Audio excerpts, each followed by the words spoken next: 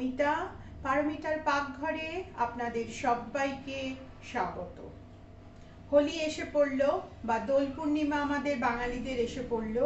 আমরা খুব আনন্দ করে দোল খেলবো বা হোলি খেলবো, কিন্তু সেই সঙ্গে সঙ্গে আমরা অনেক কিছু খাবো। হোলি খেলার সাথে সাথে সবসময় যে মিষ্টি খেতে ভালো লাগে তা কিন্তু নয়। অনেক সময় আমরা ঝাল জাতীয় বা নোনতা জাতীয় খাবারও খেতে পছন্দ করি। তাই সেই কথা মনে রেখেই আজকে আমার যে রেসিপি আমি আপনাদের সামনে নিয়ে এসেছি, সেই রেসিপির নাম হচ্ছে স্পাইসি গুজিয়া বা ঝাল গুজিয়া। ঝাল গুজিয়া বানাবার জন্য এখানে রয়েছে গাজরকে ভালো করে গ্রেট করা, ফুলকপি ছোট ছোট করে কাটা, বাঁধাকপি এবং আলু। এই প্রত্যেকটাকে আমি ভালো করে একবার প্রেসার কুকারে 2টো সিটি দিয়ে একবার বয়েল করে নেব। প্রথমে আমি এখানে একটা কড়া বসিয়ে নিয়েছি। কড়ার মধ্যে দেখুন আমি সামান্য পরিমাণে একটু গাওয়া ঘি দিচ্ছি। 1 স্পুন আর 2 স্পুন মতন আমি এখানে গাওয়া ঘি দিলাম। দেওয়ার পরে এর সাথে আমি আরেকটু হোয়াইট রিফাইন্ড অয়েল, দেখুন আমি অল্প করে এরকম মিশিয়ে দিচ্ছি হোয়াইট রিফাইন্ড অয়েল। একটু যখন এটা গরম হয়ে যাবে তখন আমি যে সবজিগুলো সমস্ত ভালো করে একটা বয়েলড করে রেখেছিলাম, সেই সমস্ত বয়েলড করা সবজিগুলো আমি এর মধ্যে দিয়ে দিচ্ছি। এতে কিন্তু কোনো রকম বাটা মশলা আমি কিন্তু মেশাবো না।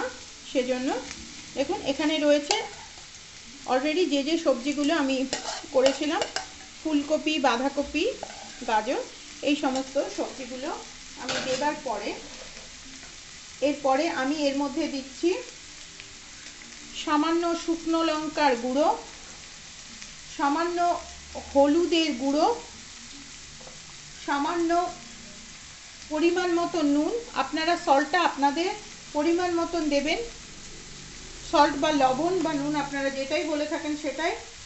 এর সাথে আমি দিচ্ছি সামান্য জিরের গুঁড়ো। এই জিরের গুঁড়োটা একটু বেশি পরিমাণে দিতে হবে, যেহেতু এর মধ্যে কোনো বাটা মশলা যাবে না। এটা দেওয়ার পরে একটু মিশিয়ে এটাকে একটু ভাজা ভাজা করে রান্না করে নিতে হবে। যখন এটা মোটামুটি মতো ভাজা হয়ে গেছে, দেখুন আমি এখানে অল্প পরিমাণে একটু হিং পাউডার দিচ্ছি। হিং পাউডারটা দিলে কোনো কিছু ভাজা খাবারে কিন্তু অ্যাসিডিটি একদমই হয় না। এরপরে আমি যেটা মেশাবো সেটা হচ্ছে নবরত্ন মশলা। এই নবরত্ন মশলাটা আমি বাড়িতে বানিয়ে থাকি। এই নবরত্ন মশলাটা আমার অলরেডি পোস্ট করা আছে, কিন্তু আপনারা এই নবরত্ন মশলাটা আবার একবার দেখে নিতে পারেন। আমি ডেসক্রিপশন বক্সে এই মশলাটার লিঙ্কটা দিয়ে দেবো। আর দেবো এর সাথে আমি একটু সামান্য পরিমাণে গরম মশলা 1 চামচ আর 2 চামচ। এটা ঠান্ডা হতে প্রায় 10 থেকে 15 মিনিট সময়। এরকম জাস্ট লুচি যেরকম ময়দা মাখে সেম আমি লুচির মতন কিন্তু এটা পুরির যেরকম আটাটা মানে মাখে আর কি, ঠিক সেরকম আমি ময়দাটা মেখে রেখেছি। এর মধ্যে আর কিচ্ছু নেই, সামান্য একটু সল্ট আর একটু অয়েল দিয়ে আমি ময়দাটা রেডি করে রেখেছি। এবারে এই ময়দা থেকে আমি ছোট ছোট আকারে লুচির মতন লেচি করে নেব। এরকম আমি লেচির মতো কেটে নেবার পরে এবারে আমি এটাকে একটু তেলে ডুবিয়ে যেরকম লুচির মতন বেলে সেরকম আমি এটাকে জাস্ট একটু লুচির মতন বেলে নিচ্ছি। আচ্ছা দেখুন, এবারে আমি একটা গুজিয়া তৈরির এরকম ছোট যে এগুলো পাওয়া যায় বক্সগুলো, এটা নিয়ে এসেছি। এর মধ্যে আমি একটু অয়েল ব্রাশ করে নিচ্ছি যাতে না এই গুজিয়াগুলো লেগে যায়। এবারে দেখুন এটা কিন্তু পারফেক্ট লুচির মতন হয়নি বা হবার দরকারও নেই। তার কারণ হচ্ছে এটার মধ্যে আমি এভাবে জাস্ট এটার মধ্যে দিয়ে দিচ্ছি। এটা কোনো নিজে এর শেপটা নিয়ে নেবে, কাজে এটা যে আপনাকে কষ্ট করে করে শেপটা বানাতে হবে সেরকম কিছু নয়। এই যে এরকম একটা বানালাম। এরপরে আমি এর মধ্যে এই যে এটা বানিয়েছিলাম পুরটা একটু একটু ম্যাশ করে একটু মানে করে নিয়ে একটু মিশিয়ে নিতে হবে, নাহলে পুরটা ফেটে বেরিয়ে যেতে পারে।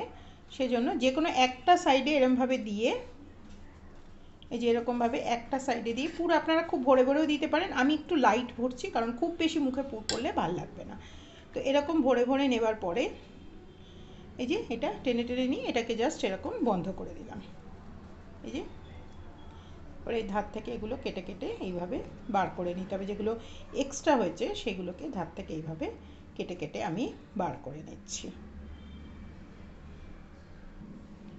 এই যে এবারে এটাকে খুলে দেখুন একটা সুন্দর শেপ হয়ে গিয়েছে। এরপরে আমি এর ওপর থেকে একটা অ্যালমন্ড নিয়ে এর উপরে এরকম বসিয়ে দিচ্ছি। অ্যালমন্ডটা ভাজা হলে কিন্তু এটা একটা বেশ শৌখিন দেখতে হবে। দেখুন তৈরি হয়ে গেল আমার একটা গুজিয়া। এইভাবে আমি প্রত্যেকটা গুজিয়া কিন্তু বানিয়ে নেব। দেখুন এখানে তেলটা খুব ভালো করে গরম হয়ে গিয়েছে। এবারে আমি গুজিয়াগুলোকে একটা একটা করে তেলের ওপরে ডিপ ফ্রাই করবো বলে ছেড়ে দিচ্ছি। এরকম লাল লাল করে একদম গাঢ় গাঢ় করে আমি এটাকে এরকম করে ভেজে নিচ্ছি। একদম সুন্দর তৈরি হয়ে গেল আমার হোলি স্পেশাল স্পাইসি গুজিয়া। এই হলো আজকে আমার রেসিপি।